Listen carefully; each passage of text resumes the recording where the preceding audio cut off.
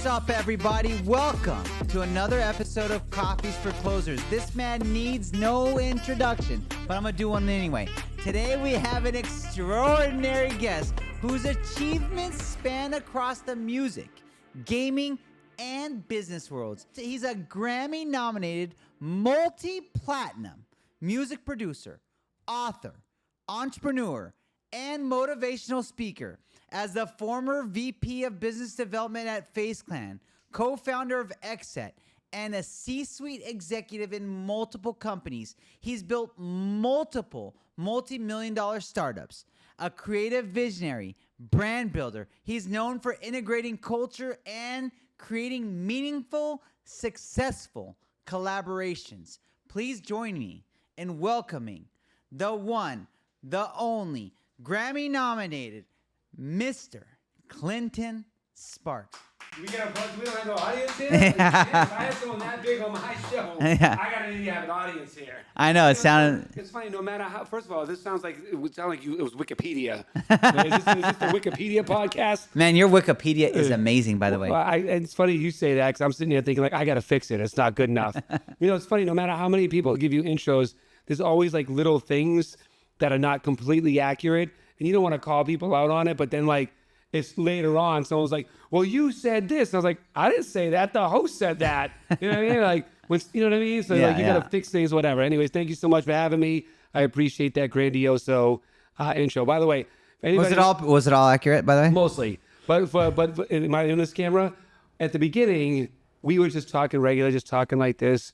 Then the cameras come on. Ladies and gentlemen, like, this guy stepped it up. Oh man, But- once I'm camera, once I'm on camera, once I'm on, it's like Thanks for having me, man. next level. Yeah, appreciate it. Hey, I've been a big fan. Obviously, I've been following your music for a long time, and Thank you. man, it's just such, so many incredible accolades. Outside of music, though, it's like you're dominating the business world now. Well, music was a Trojan horse from the beginning. Although music was a passion of mine and I loved it and that's all I did, I knew very early on that if I wanted to get to the money, the business, the people with the money in business, that I needed to become the cool, because money chases cool, Yeah, right? that's right. And so I knew that if I just created success in the music world, which music is cool, the whole industry is cool, being around, being a popular DJ and producing hit records and being around famous people, the 50 Cents of the world and stuff, it makes those people say like, man, this guy's cool, I want to hang out with him. And then you have the opportunity to now say, hey, so I was thinking about this. And then I can't tell you how many times in my career I've had a powerful executive look at me like, aren't you a DJ? Because as if I'm being a DJ, I wouldn't be smart enough to have other great ideas, right? So over the years, I would start kind of intriguing business people in people in business that Clinton's bigger than music. All along, I knew that. And all along, that's what I'm here for. But the whole music, I never even wanted to be a DJ. Bro, I didn't even mention that you were a DJ on this intro. Yeah, that wasn't even in the intro. I mean, that was that's way ancillary, but well, that's what made me famous, right? Yeah, you were successful and popular and rich was being a DJ, touring the world as a DJ. But yeah, being a DJ was a means to an end. Yeah, I really wanted to be a producer, and this one little story I'll tell you right now literally is applicable to almost everything I've done in my career. So when I wanted to get people familiar with me as a producer, mainly the music industry, I befriended the popular DJ in my city, and I would teach him how to better brand himself. And then I would do things like when artists come to town, I would go to them and go get, audio drops from them like, hey, what's up? This is, whatever, hanging out with whatever. And I'd give that to him. So now I'm value adding to him by getting him stuff he couldn't get. And then I'm teaching him how to brand himself to dominate the whole market. And so as I'm doing that, I'm in the office with him. In exchange, I'm making remixes to popular songs that he's playing in his mix. That's exclusive to him. So I'm here. So there's a bunch of strategy going on this whole time. So then I'm in the office when record labels would call him and say, hey, are you playing my new record? And he'd say, yeah, by the way, you should check out my boy Clinton Sparks. He did a remix to your song. And then I would hear them say, yeah, cool. Hey, are you going to make sure you play my record this weekend? So I was like, oh, man, if I become a DJ, those guys will want to be my friend and at the very least give me a courtesy listen because I put myself in a position that they need me. So that's why I became a DJ, really was to just kind of get the leverage of having the power for the music industry to want to now be my friend. Man, you were leveraging creative business strategies in the DJ world. That was like an unknown platform for people. And Yeah. I mean, even in 2000, when I first got on the radio, or 1999 actually, and is when I first started really kind of being out there publicly as a DJ and becoming more popular. I realized when I was going to get on the radio that was a huge platform, and I've been branding myself and treating myself as a personal brand since 2000. I know it's normal now, but the first 10 plus years of my life, people would kind of laugh at me when I would call myself a personal brand. They're like, personal brand, you're a DJ. What does that even mean?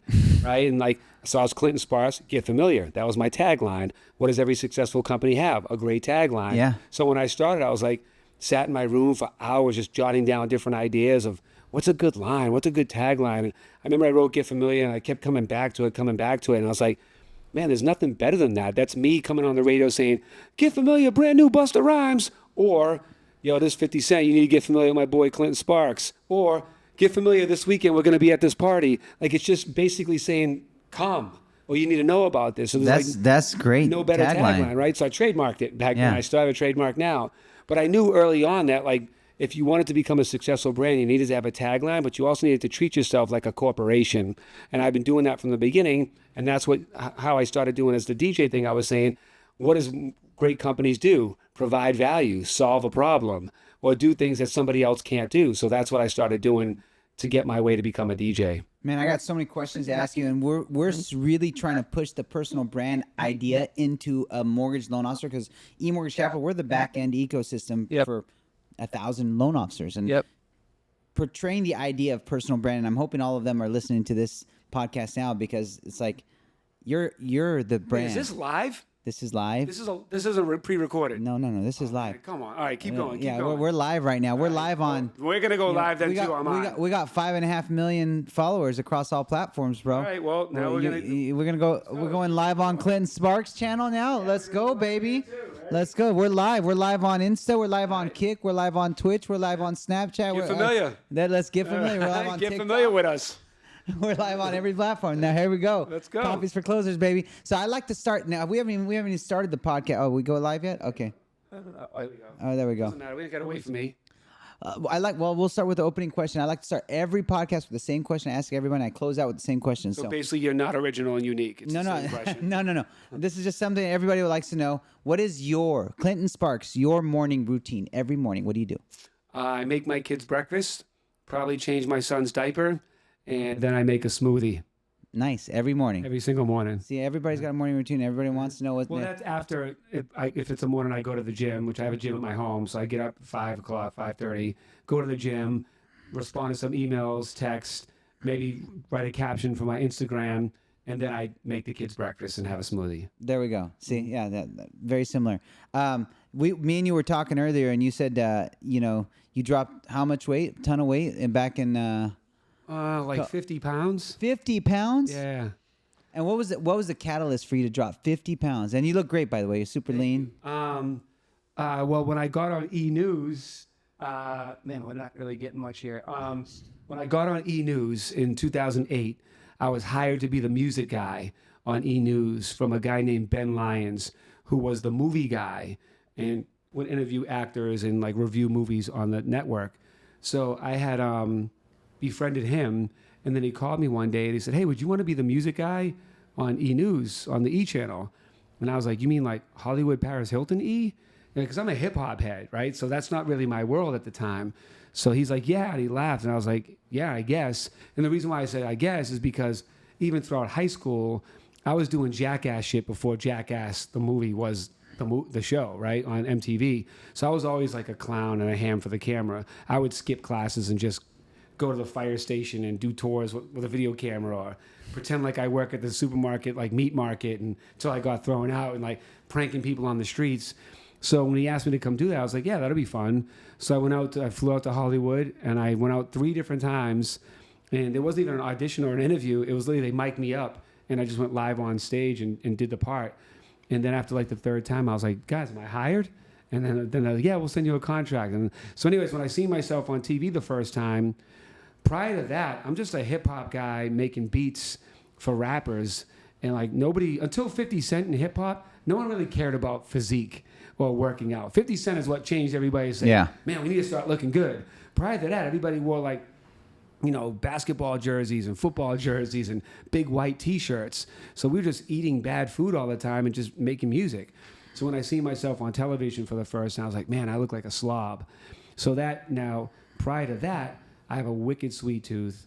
From eating powdered iced tea to Coca-Cola. I'm the type of guy to eat a pound of pasta, chicken parm sub, and a brownie blast sundae. So are you Italian or Irish? Yeah, there you go. Right, and I would eat all of that stuff, and you're never full. You know what I mean? And then once I got on, I see myself on TV. I cut out sugar and carbs immediately. To this day, the only liquid I put in my body since '08 is water and hot tea with nothing in it. That's impressive considering that you're in the music industry. You were surrounded by drugs, alcohol, and, you look great, 47, 48 years old. And yeah, no, I never drank. I never drank alcohol my whole life. You kept it pure. And I know 50 Cent also lives a pretty pure life as well. I know you've done a lot of business with him too, a lot of music with him. Yeah. So what year did you transition from hip hop into pop culture? I guess '08 when I got on E from like a forward-facing point of view. But I'm a kid that when I was a kid, I would go to the store and steal, not buy, Circus Magazine, Word Up Magazine, Mad Magazine, and Fangoria Magazine. 4 different genres: heavy metal, rap, comedy, and monster makeup, right? So I've always been someone that's been very eclectic and liked everybody and everything. And that goes back to my childhood of how I was raised and where I grew up and the neighborhoods that I lived in. I was exposed to everything very early on. Like my mom's friends were all black and Puerto Ricans from Boston. She had gays and lesbians coming over and living at our house. So I was exposed to everything early on. I'd go to Catholic school and then I lived in the hood. Then I got sent to the suburbs. And so I was exposed to kind of every sort of cultural background very early, before I was even a teenager. So everything I've ever done since then has always considered and cared about everybody, because I just assumed everybody matters, because they do. And that's how I approach life. I love that. I love that. Now, right now, when did you start your entrepreneurial journey? Well, I guess at 12. I know I didn't really answer the question of pop culture, but the E thing was really what really kind of pushed me. You know how I know? Because a month after I started, I went to do DJ in Hong Kong, and girls recognized me in Hong Kong from E. So I was like, oh, this shit really works.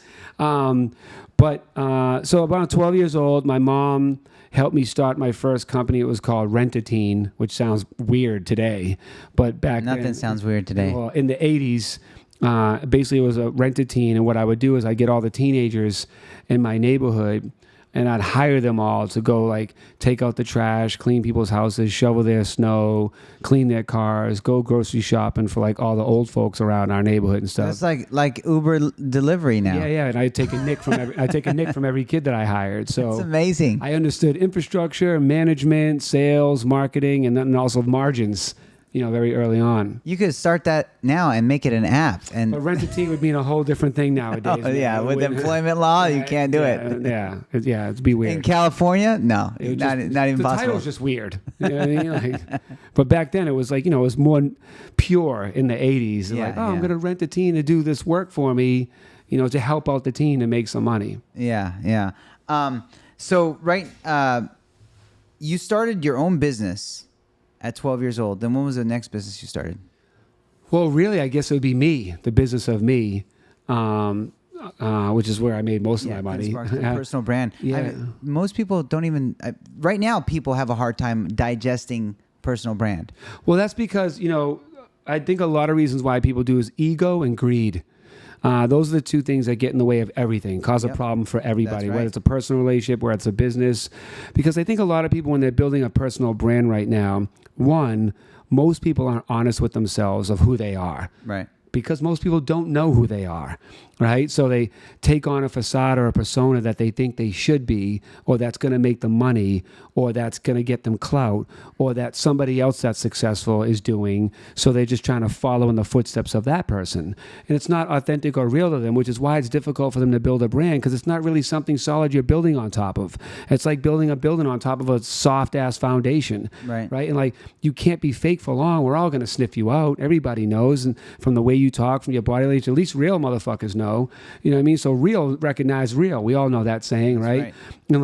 And nowadays there's so much fake that it's hard for most people to decipher from fake, because they never were even built off of real in the first place to understand where real comes from.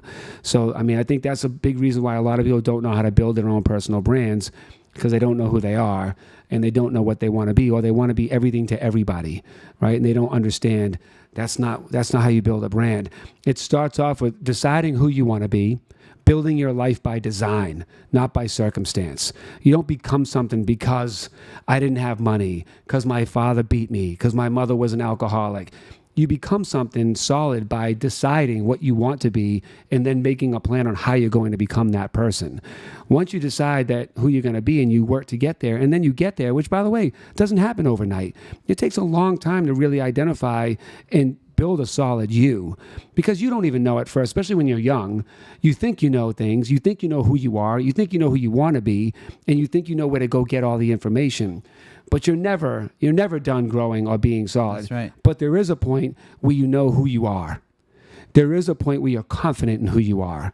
There is a point that you know no man can waver me from the man that I've decided to become, because I worked and I put the work in to become this person. And you can tell from when people are swayed by money, when they're swayed by,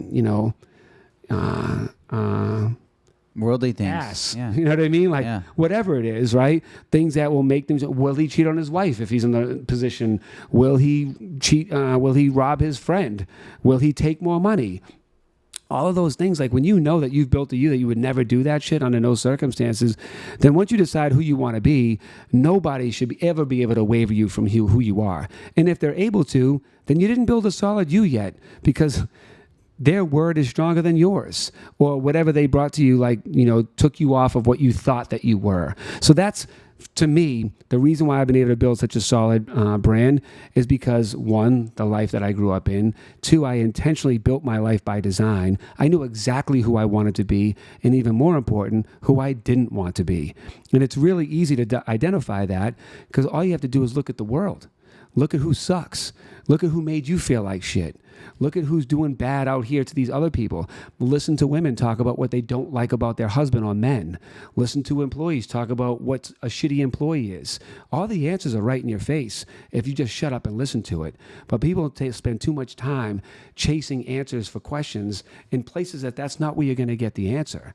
And then on top of that, they also feel like they need the answers to these questions in order to feel whole on a personal level. Maybe you're like, why was I molested? Why did this happen? And you want to go talk to the person that did it. Or you want to ask your mom or dad, why didn't you protect me? And you won't get those answers. You'll never get those answers, because most people don't want to assume accountability, don't want to admit that they were wrong or they're at fault. So you're going to be like, well, I just need these answers. And you feel like you need these answers to be whole. And therefore, if you never get these answers, you'll never be whole. And then those not feeling whole, then now you have excuses for why you're not advancing in life, or why you're not as good as a person as you should be. And if you just go backwards and reverse engineer who you are, but it starts with having self-awareness to know who you are. Maybe you're a shitty boss. Maybe you do treat people poorly. Maybe you're a horrible communicator.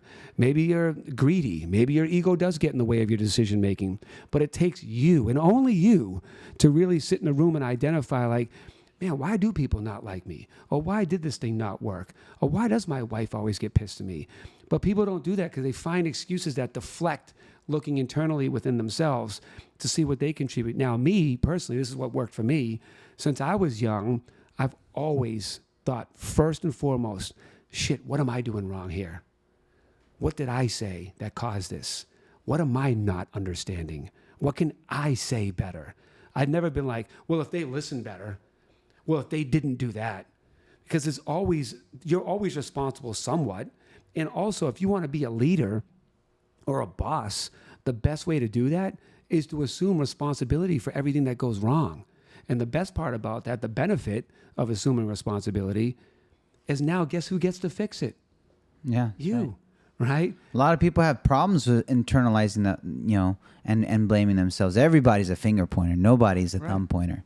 Well, they're good finger pointers when they're talking about great shit. They point at themselves, Yeah. right? And like part of being great is knowing what you're not great at. Yeah. And most people don't recognize what they're not great at. Now, let me ask you, who's been like the greatest motivation for you to, number one, have this amazing moral compass, and number two, have this incredible sense of grit? The streets. Really? Yeah, being broke, being bullied.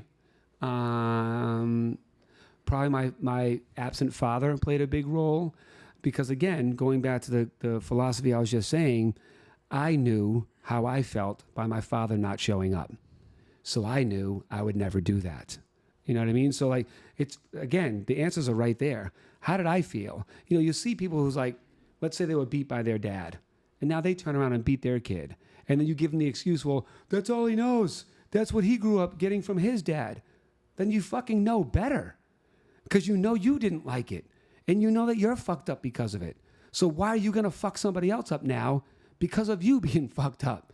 So like, it's that easy. I think life is easy, man. People make it hard. Yeah. Because of those things. And that's why you've prioritized. Hey, I asked you, why'd you move to Santa Clara? You said, because it's got good school system for my kids. What do you do in the morning? Make my kids smoothie. Actually, I do the same thing. Gym, make kids smoothie every morning. I have to exchange smoothie recipes, with you. You're like, I'm making 4 kids smoothies in the morning. But prioritizing your kids has been an integral part of your life now, probably just because, that you experienced a lack of priority. You want to know how I won at life? Doesn't matter how much money I made or whatever companies I was a part of, how many records I produced. How I know I won is since I was young, around 12, 13, I had 2 goals. None of them were about money or being famous. I had 2 goals. One day to be an awesome dad, because I didn't have one. And then 2, to make people happy. One day when I was on tour, I was coming home to see my son, Jack, because I used to travel a lot as a DJ. And me and my son, Jack, are best friends. Like, he's my number one best friend growing up. We're always there together. How old is your son, Jack? He's now 20. So one day I called him and I said, hey, man, I'm coming home tomorrow. I can't wait to see you. He's like, yeah, me too. And we're super psyched. We're amped up on the phone. And I said, hey, man, let me ask you a question. He goes, what's up? And I go, what do you miss most about me when I'm gone? And he paused for a few seconds. He said, Dad, you just make everything happy. And that one line, I won at life. I accomplished both goals in that one line. I have that framed at my house, that quote from Jack Sparks, framed in my home. Because how can you be mad looking at that? You won. And that's another problem a lot of people have is they don't keep score of their life. So they don't know if they're winning or if they're losing, right? And those are the things that show that I won. I can look right up at that. That's a scoreboard for me. I won. And people don't do that. So every time something doesn't go their way, they think they're losing at life because they're not keeping score of the wins. And I could elaborate on how you do that day to day with to-do lists and whatnot. But just the overall thing is you got to keep score of your life, man, or you won't know. I'll give you one example. If you have a plan this week and you got this one big thing that's just eating away, I got to get this done this week and I'll get this weight off my chest. And you end up not getting it done. But if you kept track that week and you kept score of your life and you look back and you're like, shit, but I did 47 other great things. I made 6 new contacts, 13 new leads, 2 new friends, made some money over here, took my kid to football practice twice, put my kids to bed, worked out 4 times. You start looking at it, you're like, shit, I had a killer fucking week. But what we do is we look at that one thing and then we feel defeated and deflated and we lost that week because we're only focusing on that one thing because there's no scoreboard to look at. But if you look at the board and see the other 47 things done, which, by the way, some of those might be of value that when you get to that thing now, helps that thing even more now because of some of the 47 things you did. But we don't do that in life, and we beat ourselves up. Let me ask you this, because you're dad, and clearly you're an awesome dad. How are you? How are By the you? way, I got to put that in my intro. Yeah. Awesome dad. That is the most That's important. the most important thing. Most important Yeah. thing. How are you instilling that same sense of work ethic, grit, and most importantly, in this crazy world, that strong moral compass in your son, Jack? Well, you lead by example. I've never told my son what to do. I've never yelled at him. Maybe once I got mad. One time when he was a man. It was more of a man yelling at each other, not a kid. I've never punished him in a traditional form of punishment. And I always reasoned and spoke with him, not at him. So even if he did do something wrong, I'm like, hey, let's talk for a minute. And I would explain to him why that would upset somebody, or why that could have a negative outcome, or how somebody may feel after you doing that. Would you want to make somebody feel that way? No. Wouldn't it be bothersome if it made you feel that way? Yes. So now do you have a better understanding of how when you did that, it would make somebody... So when you talk to somebody, you get on their level, you don't talk down to them or you talk at them, or like in a superiority way where I think I'm better than you or I'm smarter than you, because now I'm talking past being a father, because bosses do this too, right? And when you talk to your employees or you talk to your partners in a way that shows that you care and that you're not trying to talk down to them or that you're better than them or make them feel like an idiot. Life's about feelings, man. Like you guys do mortgage, right? So it's like you're never selling a product. You're never selling a service. You know this. You're the CEO of this company. You're always selling one thing. What is that? You're selling yourself. You know? No. You're selling a feeling. When you understand what's it feel like to get a new home? What's it feel like to get approved? What's it feel like to improve on your life? You're selling a feeling. That's what you're doing. And once you can understand the feeling people need to feel, or the void that you can fill with the right feeling, you can sell anything to anybody, man. And that's why a lot of scam artists get away with it, because they understand how to play on people's feelings. That's why there's a show called American Greed, right? Because people are like, oh, this investment, what are they feeling? I'm going to have a better life. I'm going to have no more financial worries. Everything, music, clothes, everything you're selling, you're not selling clothes, you're selling confidence. You're selling how you're going to feel when you walk out. And when you're selling music, it's selling a feeling. Yeah. Everything is a feeling, man. Yeah, especially, home ownership is an absolute feeling. We sell the American dream here. Hardly nobody walks into their new house or their first house or buys a house and says, sure did a good deal. Those numbers were right.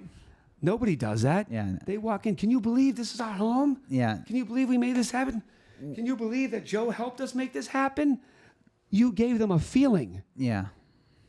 The funny thing about our industry is nobody wants the mortgage, but everybody wants the house. Right. Nobody wants a mortgage, because what is a mortgage? The same thing. It's like, have you ever seen somebody going, I really need that student debt right now? We sell debt. No. No one's ever said, I really wish they'd create a league where people slap the shit out of each other. But you just go there for the feeling of camaraderie and culture and excitement and fanfare. Now, you're in several industries. You're in the music industry. You're an entrepreneur. I didn't know you're in the gaming industry as well. Yep. What? By the way, in the gaming industry, what games are you producing? I don't produce games, so I'm glad you asked this question, because there's a stigma and a confusion around the gaming industry, which is the fastest growing form of entertainment in the world. Gaming industry. My kids are on Fortnite, and that's typically what every parent would say. Yeah. I know, man, my kids are doing this and that. It's like, it's bigger than just your kids doing that. As I said, it's the fastest growing form of entertainment in the world, makes more money than the movie and music industries combined, and is projected to make over $500 billion by 2027. The problem is most people think they need to game to be in the gaming business, but you don't have to be an actor to be in the movie making business. You don't have to be an athlete to be in the sports business. Yeah. You don't have to be a rapper to be in the music business. You don't have to be a gamer to be in this amazing business. Oh, I know. Gaming. It's amazing. Mark Zuckerberg's in it, right? He started Meta. All around gaming. There's so many celebrities, and the average gamer is 34 years old now, so people still think it's like 16-year-old thing that they're playing Minecraft or something. But how many fiancés and husbands get yelled at by their wives or their girl because they got headsets on playing Call of Duty? Happens all the time, right? And these kids are going to grow, and they're going to continue to play gaming because it's becoming a bigger and bigger business. It's a tangible career. Colleges give scholarships for gaming now. 46% of them don't even get claimed because they don't even know that it's a thing. The future engineers are gamers. It teaches strategy, leadership, camaraderie. Studies show that it helps with depression. And I'll tell you what, you can become successful 10 times faster being a gamer or being in the gaming industry than you can trying to be an athlete dribbling a basketball for 15 years. Well, that gives me some hope. So how many hours should I let my kids play Minecraft a day? I mean, maximum, because the thing drives me crazy with Minecraft. Well, I mean, look, if they're passionate about it, you feel that it's helping them more than it's hurting them. Because some people do, now we're going to get into psychology. Some people use things for escapism. Because, like, let's just say you beat your kids. I know you don't, but I'm just saying, let's say you beat your kids. That's escapism. I'm in this world to get away from this world that I'm in. And that's with everything, by the way, even chasing dreams. Most people that are chasing goals and dreams, they think they're chasing this thing to get a better life. But what they don't recognize is you're not really running after something. You're running away from something else. Being broke, being insecure, being miserable, past trauma. So you think by chasing these things that you're now going to have a better life. More money is going to make your life better and whatnot. But you can't fool yourself to believe that once you make your dreams a reality, that you've now escaped your nightmares. And this goes back to the earlier part of this conversation. How do you solve that? Well, you reverse engineer where you are now, and you build the person that you want to be. And then that's how you're able to build all the things that you want to build, how you want to build them, because you have to build it by design, not by circumstances. So how many hours do you let your kids play video games? I knew you were going to bring it back there. Because I got to know. I mean, gaming right now is like, for a parent seeing their kids on video games, there is like, I mean, me as a father, like my kids love Well, let me ask Minecraft. you this, and then I'll answer the question. Were you an athlete when you were young? Did you care about sports? Now I care a lot more. How often do you watch them? Not much now, but I play them. Let's say you're someone that likes sports. Yeah. Because I don't watch sports either. I mean, I just know somebody time. that loves sports probably watches dozens of hours of sports a week, right? Yeah. Watching other grown men that work really hard, train, practice, work out, spent decades of their life to get here, just to sit in your chair and have chicken fingers and French fries and watch them play and drink beer. Yeah. Does that make sense? You're right. Yeah. Some of these, I mean, it does make sense now because it's become a social norm. yeah. But if you think of the concept when I say it out loud, it sounds pretty dumb, Yeah. right? But then it's been commercialized, Yeah. celebritized, publicized, advertising. It's become part of the fabric of our And culture. you're actually like just wasting your mind. You're doing nothing. Actually, when they're doing playing Minecraft, it's like engineering. Dude, guys, grown men wear other grown men's name on the back of their shirts. Does that make sense? It happens. It's normal, right? But I'm not saying that to knock it. I'm saying it's become so normal, no one questions it. It's the same with gaming. These kids are training, they're practicing to become better at the game. You'll sit and watch golf, which is boring as shit. You know what I'm saying? But you watch it. So when you watch something like gaming, that's fast, it's strategic, it's entertaining. There's also Discord, there's also live chats. So you're engaging with other people. It's a community. When you're watching the football game, if you're by yourself, you're just sitting there yelling at the screen by yourself. You're not engaging with other football fans around the world. You know what I'm saying? But Yeah. you do that with gaming. So it's a whole new world and community that's growing, whether you like it or not. Yeah, And yeah. your kids are exposed to it, and they're going to be a part of it, whether you like it or not. So to answer the direct question, how many hours, that's subject to what they care about, what other priorities they have, and how much you want them to be involved, depending on the way that they're utilizing it. If you feel they're being productive, if you feel they're becoming better at it, if you feel they're getting friendships and relationships, if you see like this is something that could be something for them, then you might want to let them do it more. If it's someone that's just like trying to do it to avoid hanging out with friends because they're insecure or they're an introvert or whatever, then maybe you don't want them to just only do that. Yeah. Well, I worry as a parent, just like, how does this impact them at a social level? Does this make them more introverted? Does this make No, more? because you're engaging with people online. You're not. It's not siloed by yourself, just you against a game.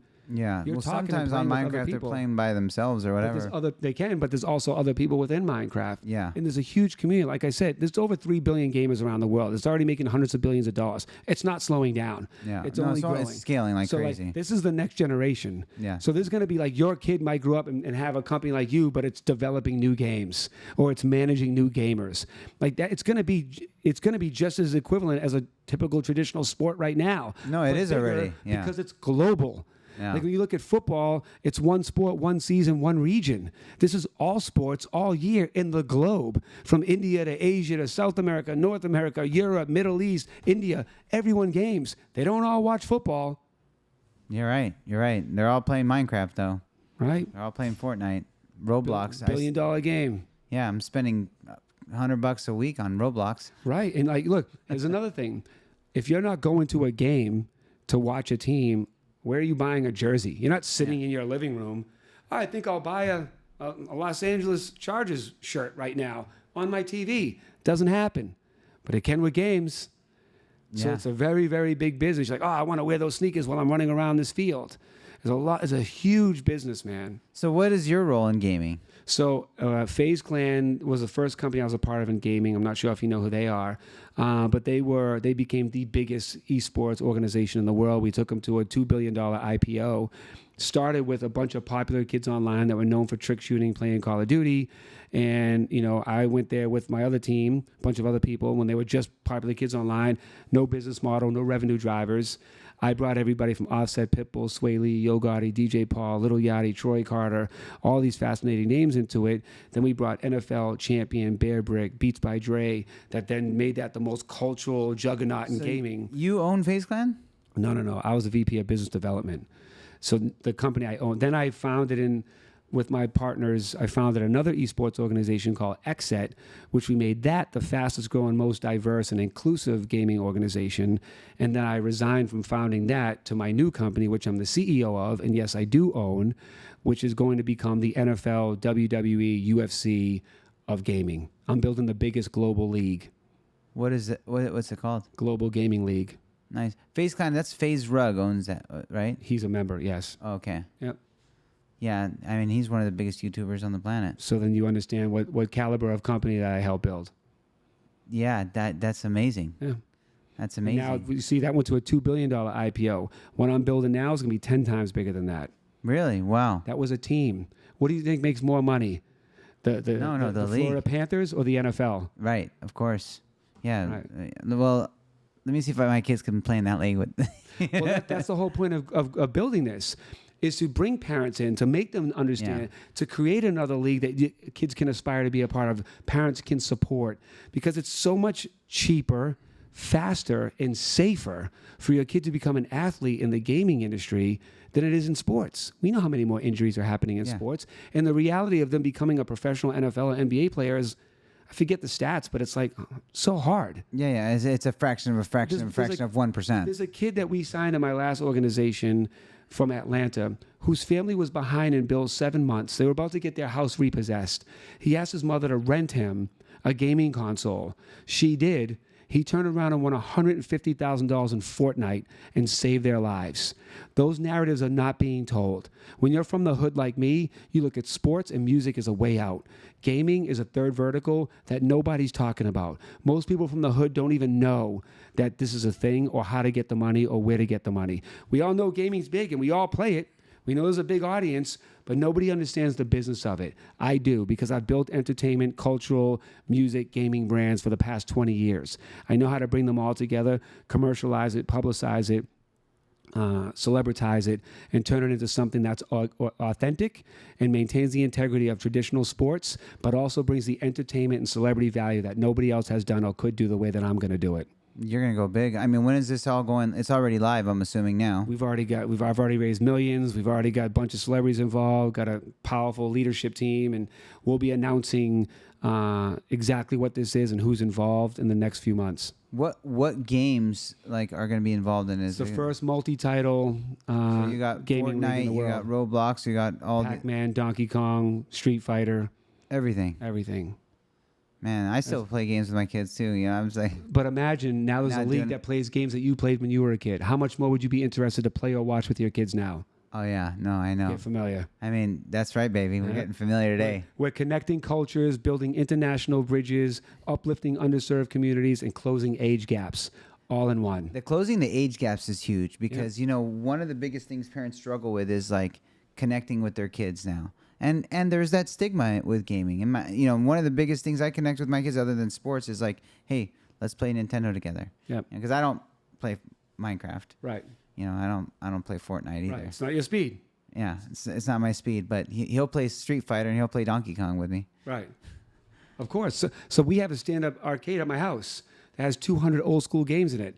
My kids play Donkey Kong, pole position, Golden Tee golf, everything, and they're 2 and 5. That's awesome. Yeah. So what is what is some of the biggest hardships you've dealt with, starting from music all the way up until building this gaming business?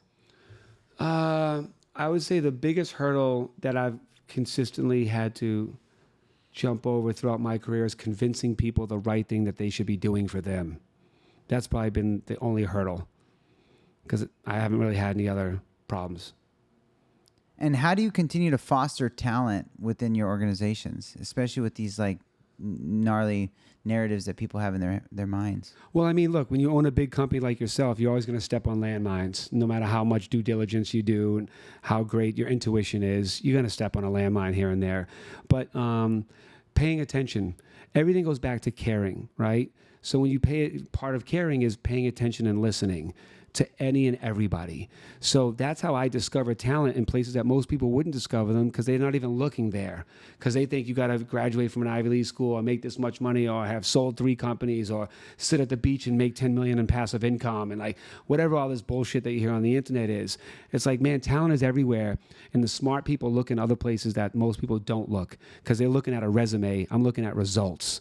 So when I find somebody that's dope, I can tell someone's dope, or I know how to make them doper, or I know how to pull the dope out of them that they don't even know they have. Man, you've worked with some of the dopest people on the planet ever. Lady Gaga, Damon John. I mean, who's the greatest talent that you've worked with?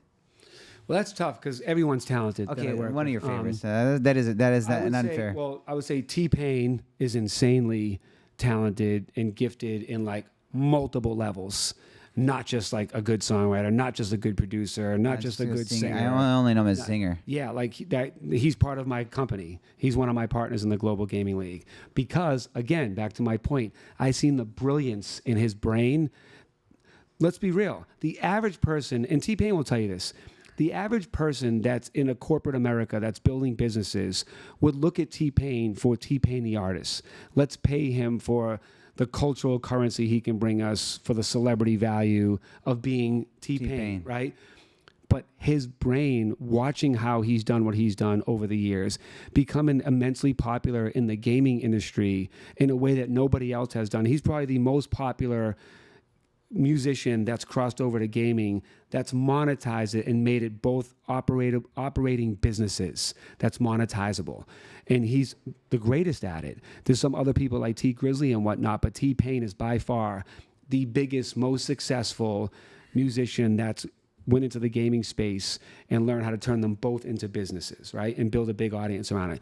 So watching him just evolve and do what he does, I was like, this guy would be perfect to be my partner in this company, because he understands entertainment, he understands culture, he understands music, he understands gaming. And everything starts with just like understanding. It's not about money. It's not about your resume or like what companies you are a part of. I don't care if you weren't a part of any known companies. If I hang out with you and I listen to you talk, I just know that they missed out on magic that I'm not going to miss out on, because I see it inside you. So looking at somebody like T-Pain, like that dude's just full of magic. Wow. It wasn't 50 Cent though, huh? What was it, 50 Cent? No, 50. But I did just meet 50 the other day about this too. Is he going to get involved? We'll see. I mean, he doesn't know much. I'm going to get him familiar. So he's not in the gaming space at all? Not yet, no. Oh, he's got a bunch of kids probably gaming. Like, there's a lot of people. Like for the past 8 years, I've been running around getting everybody familiar with gaming that wasn't familiar. Snoop Dogg's been, and I know you're good friends with Snoop Dogg. We're working on Snoop to be in the league as well. I have a meeting with him on Monday. So it's going, man. It's happening. Man, you're gonna have to get me involved now. You know, I don't know what good I'm gonna be, but hey, you know, like if you're an investor, this is one of the smartest investments you could ever make. I know gaming. It's one of those things like people didn't want to accept crypto.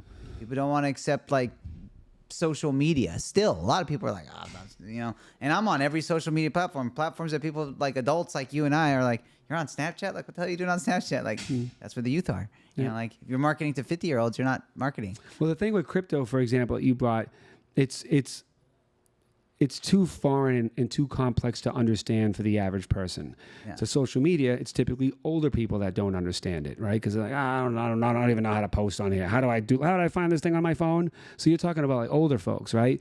But when you're talking about forecasting trends and staying on trend or understanding what's going on, if you're a business person, you need to know what's going on with the trends. You need to know what's about to happen in all different sectors: fashion, music, sports, all these. The one thing that always prevails, even during economic downturns, has always been one thing, and it's entertainment, right? So even somebody like you we could sit here for a half an hour right now, and I could tell you how to grow your business even bigger than what you're doing right now without even knowing half of what you know about your business, because everything's the same. It's the same fundamental understanding of how to grow businesses and connect with people and scale. It applies to everything, but most people don't do that. They think, well, I know mortgage, I don't know nothing about gaming. Yeah, you do. You understand people, you understand marketing, you understand business, you understand leads, you understand scalability, sustainability, you understand margins, you understand everything. It's all the same. It's just a different title: real estate, gaming. It's all the same. But most people don't take the time to recognize that because they don't care to realize that. And if they did, they would 10 times their business because they, holy shit, now I know how to talk to those people. Now I know how to sell. Now I know where these people hang out. Now I know what they feel, what they need. But most people don't do that. They wait for people to come to them or for people to specifically say, I need a mortgage. Well, that's what we do. How about the people that don't know they need a mortgage, or what the options are on mortgage, or how to get a mortgage, or that mortgage is even a thing? That may sound silly, but a lot of people don't even know that mortgage is a thing. How do I buy a house? Like, do I have to have all the money? They don't even know. Exactly. That's what I'm saying. So like, What there's do I need such down? a giant audience for even your business that you're not even touching. Well, I look at it when I try to illustrate this to the organization, like, everybody needs money. We sell money. We're in the business of selling money. But a lot of people are just like, no, we're selling mortgages. Like, no, dude, you're selling money. Whether it's debt, they need to pay off their debt. They want to buy a house. They want to buy a commercial building. See how scary that sounds? That sounds scary to somebody that's not financially literate, that's afraid to be in debt, that doesn't understand it. That sounds scary. I'm going to sell you money. That fucking sounds horrible. Do you know what I'm saying? That's a horrible position to put that in. You're not. You're selling a feeling. And now you just got to plug in what feeling you're selling. When you lead with that, you're selling hope, happy, freedom, newness, escapism. You're selling things that people need, right? You're not money. That's fucking scary. Would you like me to sell you a fucking mortgage or a school loan? No, you just said it earlier. I don't want to have a school debt.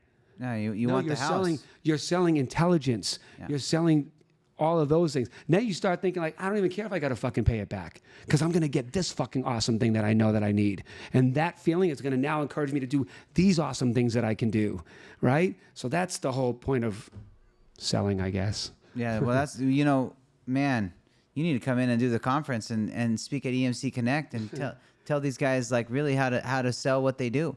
Well, I do that from time to time. I heard you do. But I'm more busy doing dope shit than talking about dope shit. Yeah. You're actually implementing. You're a man of action. Yeah. Outside of like running all these businesses, what are some like the hobbies you have? Some of your personal interests? What do you like? The funny thing is that I found what interests me the most in life and what makes me happy, and I just made that my career. So I don't need to like punch out to go do other things that make me happy, because the only two things that make me happy is making people happy and being a good father. How do I do that? Spend time with my family all the time. There's no work-life balance. Like, when do I do that? It's all intertwined, right? And then gaming. I mean, you can easily get your kids involved in that. Yeah, we game. We game at home. We play on the arcade. And then the happiness is the company that I'm building, the impact that it will have on so many lives, and building something where families can now come together, where different cultures can now understand and respect one another. No race, religion, or region is blocked by gaming, and I've watched it firsthand. So if I'm going to build like the biggest thing where everybody can come together and close age gaps, brings different communities together, build international bridges through this, that's not only making people happy, it's making the world happy. And that's my mission, is to make the world better. And it starts with making people better. When you make people happy, it makes the world happy. Think about it as a boss. If you come in here and you walk over to everybody on their desk and say, for no reason, you know what, man, thank you for being a part of this company. Here's a $50 gift certificate. Please go out with your husband this weekend. Do you know what that does? The trickle effect, it doesn't stop with making them happy. They now go home, and that husband's now nicer to his kids, nicer to his wife, just feels happier. It just brings more happy into the home. And like when people understand the effect and the residual effect that happens from small little things that you can do from just not being a dick or being nicer to people, you fucking make everything better in life. If everybody does a little, no one has to do a lot. That's a great concept. Actually, one of my mentors actually brings that up all the time. It's just you just got to genuinely care. There's no faking it. And you know, when you see somebody and you do a little act of kindness like that, it moves mountains for these Totally these does. people who don't have a lot, right? Going back to the beginning of my conversation, think of a time where you weren't in a good mood and somebody just said something flattering or did something that totally made you happy now. There's the answer in life. You just got the answer. That was the key to life. Keep doing that to other people. It's that easy. But people don't care enough to hold on to that and say, fuck, I just had an epiphany. I was in a shitty mood. This person did this. Now I'm not in a shitty mood. I just learned the formula on how to make people happy. Now go do it. That's how easy life is. When did this dawn on you, like this realization that this is your purpose? This is Being a lonely, bullied kid that was sexually abused for years, we were on welfare and food stamps and, you know, being the only white kid in black neighborhoods and just getting punked by older white kids in like other neighborhoods. And like, you realize these feelings that you feel, I don't like them. And I don't want to have these feelings. And I want to try to figure out how to make other people not feel this way. It's that easy, man. I mean, we talked about alcoholism and how like it will go passed down and, you know, your dad beat you, so now you beat your kid because that's all you know now. But it's like, you don't want to know that. You know, being in a celebrity culture, which is basically what you were surrounded with for decades, how did you manage to stay away from all the temptations of the world? You know, drugs and sex and this, that, and the other, all the evil that you were surrounded by. You just like, you didn't do drugs, you didn't drink, you never drank. Like, how did you do that? Well, I gave you the answer already. If you cared enough to listen. No, I definitely heard. The answer was, I built my life by design. I know when that guy gets drunk, he beats his wife. I don't ever want to do that. You can go to DUIs. But you didn't drink at all. Nothing. Why would I? It's stupid. I'm looking at people making mistakes because of drinking.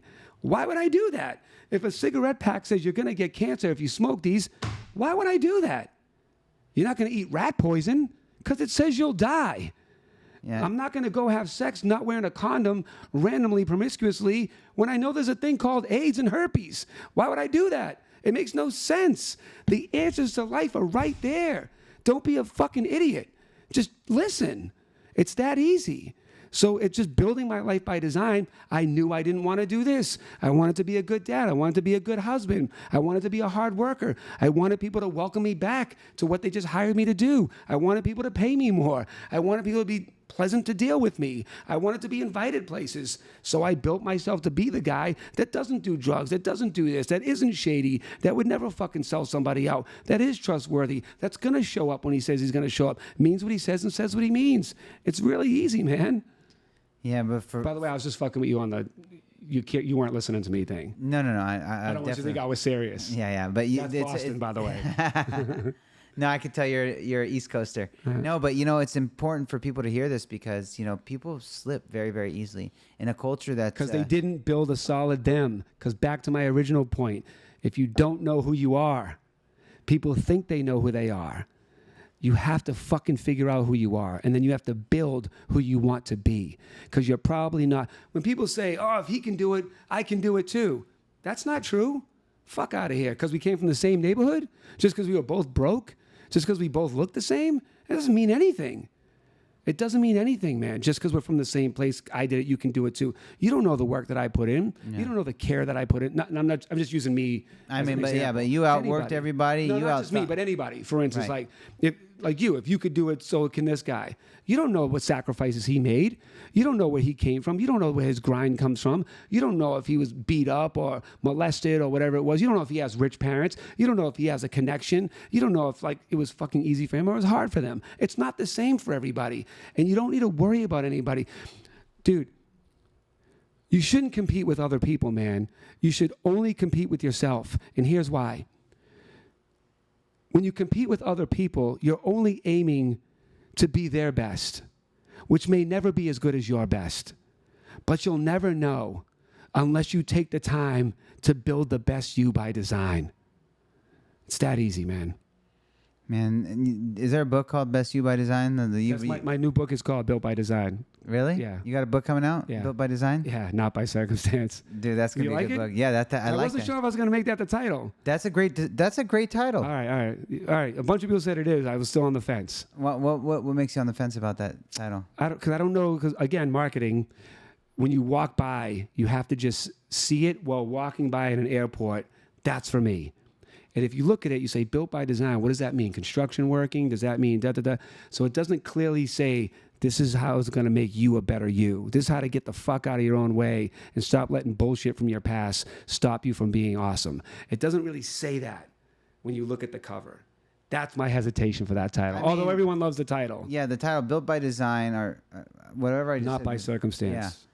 That's a powerful title. I mean, you're not putting a picture of a building on there where they're gonna like. Yeah, I know, but you got to assume that everybody thinks differently. Yeah. Right, and most people hang out with like-minded people because they want their ideas endorsed. Right. Think about what your friends that you hang out with and known for a while. Halfway through what you're saying, you're like, you know what I mean? They're like, yeah, totally, because they know how you think. You guys think the same. I purposely throughout my life have looked for people that didn't think like me, because I already know how to sell to me. I already know how I feel. If I want to know how to be able to sell to other people or relate to other people or help other people, I need to know how other people think. As weird as I may think it is, as dumb as I may think it is, it's real and it exists. And you can even learn from someone that you may think is dumb. You can learn how not to be dumb, right? You can learn how not to say things like that or get in trouble like them or approach a conversation like them. So a lot of people dismiss someone that they categorize like, that guy's a fucking idiot. I want to talk to that idiot. Because first of all, as we all know, a broken clock is right twice a day. And then second of all, an idiot's going to teach me how idiots think. And guess what? Unfortunately, there's a lot of fucking idiots in the world. I mean, big percentage of society, sadly. Big percentage of society. And they're becoming more idiots. Because of social media, because of not applying some of the principles I'm saying, by letting the world just, they're not built by design. They're following what that says. They're following that social media. They're following this ill advice. They're following these rumors, these conspiracies, these lies about making money, these ways to do this. It's like, dude, throw it all away, sit in a room by yourself, delete the world, pretend everything that you've learned doesn't exist, right? And just say, what kind of person do I want to be? What kind of life do I want to have? Fuck this guy telling me if I leverage a bank and I get 10 billion, I can do it. It's not fucking real to 99% of the people. What is real is building a great you. And everything that's real starts with a great you. Yeah. Or it's not real. I'm hoping that this podcast and that's your perpetual message to the world anyways, but those listening, especially those who work for E-Mortgage Capital, are implementing this thing. Let me ask you a couple questions here. And well, you guys are saying we got to wrap it up. And by the way, that was a great ending. No, I got you three. You should have just paused a second, sat back, and be like, that's it, guys. Thanks, Chris Marks. I got a couple of last questions here. Just for our for our shorts. Yeah. What's your favorite quote that you live by? My favorite quote is.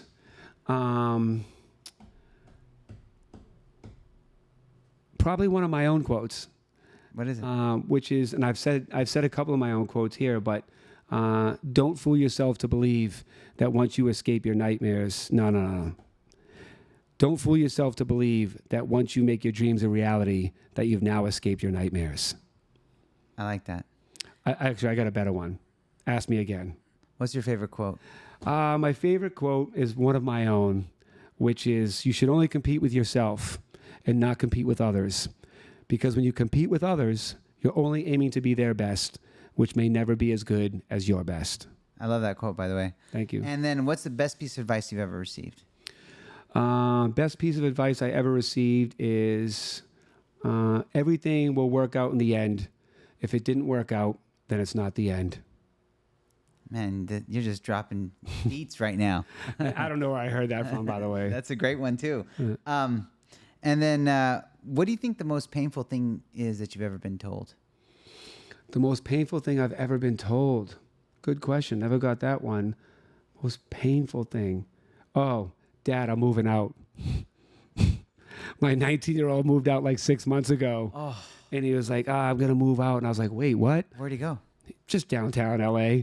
But for 2 weeks, I mean, you would have thought he died. I was crying every single day. I was distraught every day for 2 weeks because, look, as much as people will say like, dude, you're overdoing it, or he's right down the street.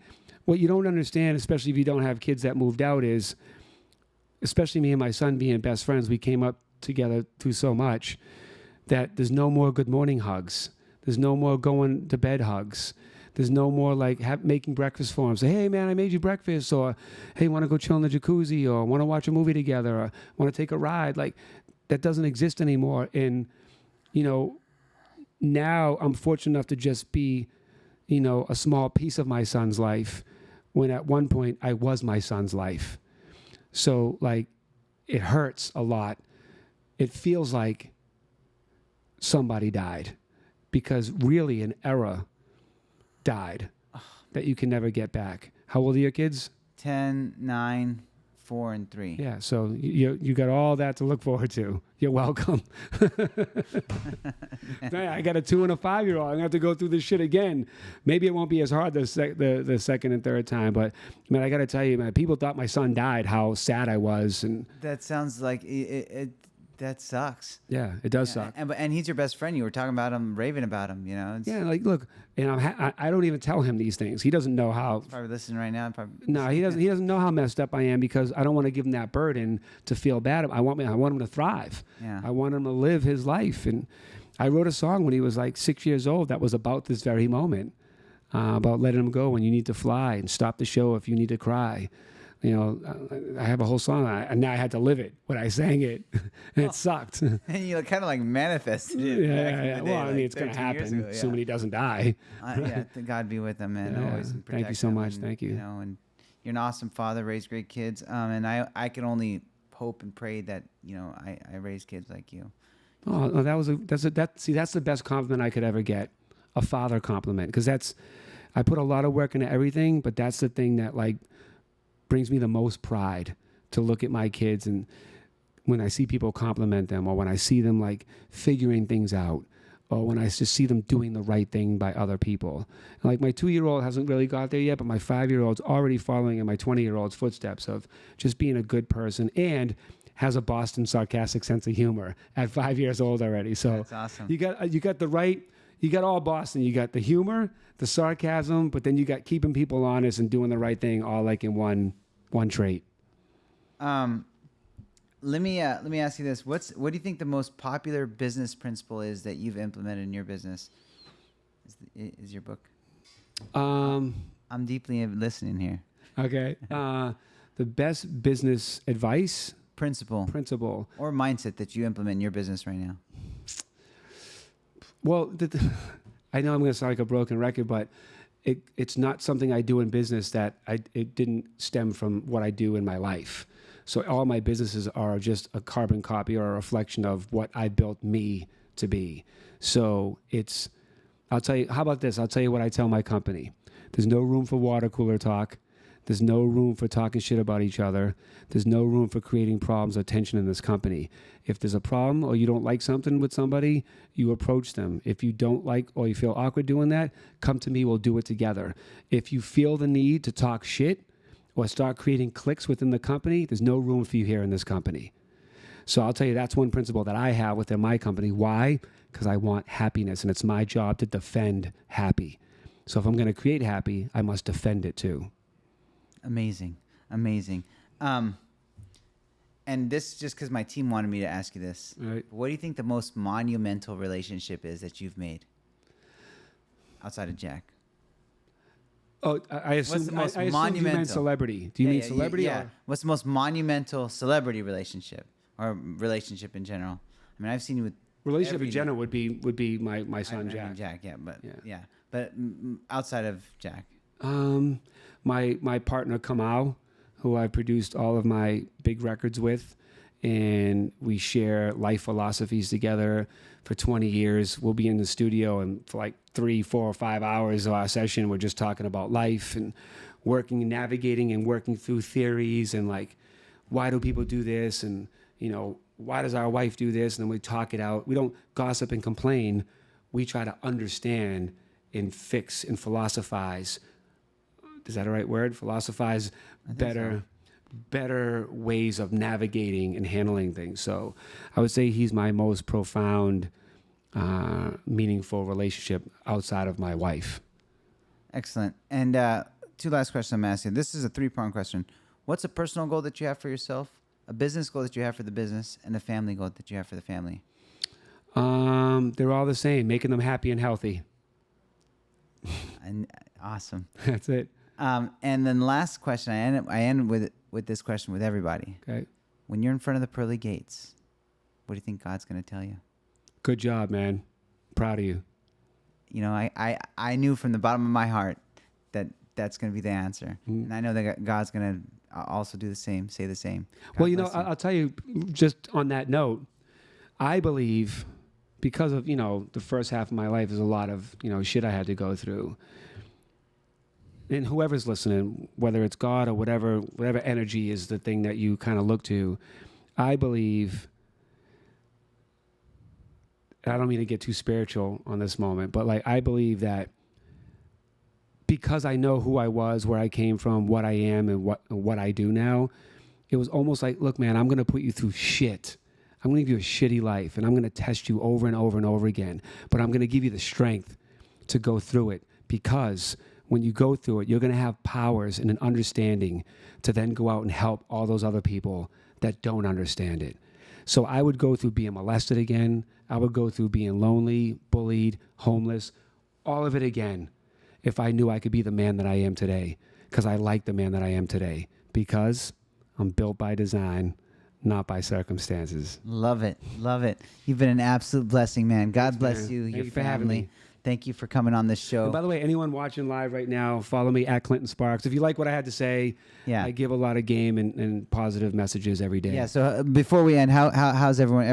At Clinton Sparks on every social At platform. Clinton Sparks. And then also follow at Global Gaming League if you want to see me make history. You know, how do we get our kids involved at Global Gaming League? We'll talk. Yeah. Yeah. I'm serious about that. Just because I need to like hone that energy in for my kids, and I've been hard on them for gaming, and I feel bad about it now. I think this is going to truly turn parents around. Yeah. Yeah. And I want to turn that around, and I know that, you know, it can be leveraged for good. And I know, because I've talked to adults who've played Minecraft. They're like, "Have you ever tried to play this game?